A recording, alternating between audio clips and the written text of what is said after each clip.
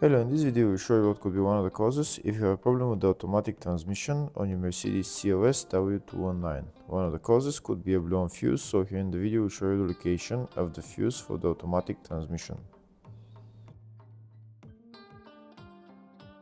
Before I show you the location of the fuses, first I'll show you how to test the fuses, if they're good or bad. I'll show you how to test the fuses using a multimeter and a test light. First, I'll show you how to test the fuses with the test light. For this purpose, we need to turn the ignition on.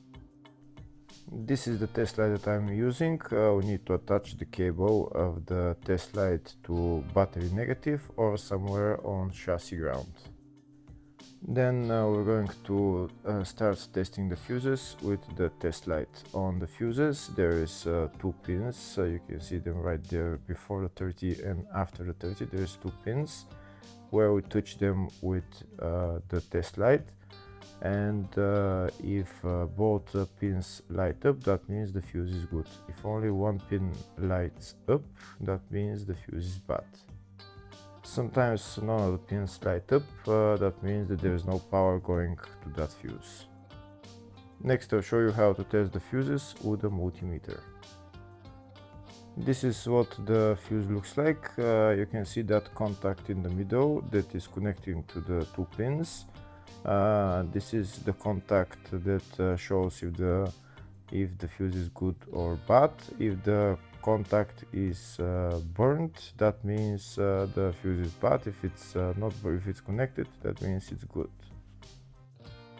When we test the fuses, we should measure resistance with the multimeter. So when we turn the multimeter on, we should turn it to 20k ohms.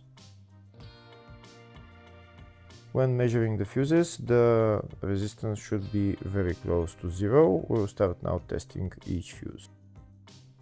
First, we'll touch both cables together of the multimeter just to see if it measures resistance. You can see there is no resistance in the cables, but it measures 0 ohms.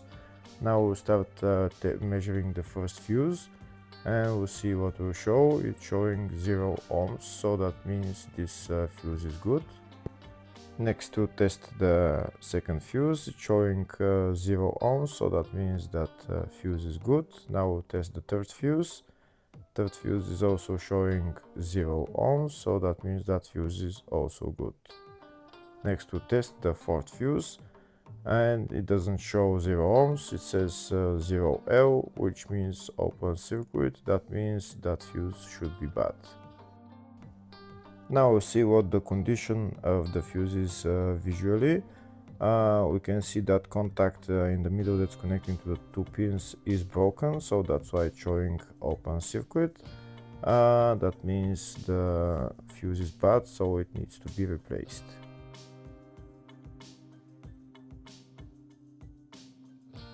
Next, I will show you the location of all the main fuse boxes on this Mercedes CLS W219. There is one fuse box in the engine bay area. It's just underneath this fuse box cover. You need to pull it out, and that's the fuse box right there. Next, I'll show you the location of the other main fuse box, which is in the fascia. It's just on the right of the dashboard, it's just there. Next, I'll show you the location of the fuse box, which is in the load area. And the fuse box is on the left of the load area, behind this cover. That's the fuse box right there.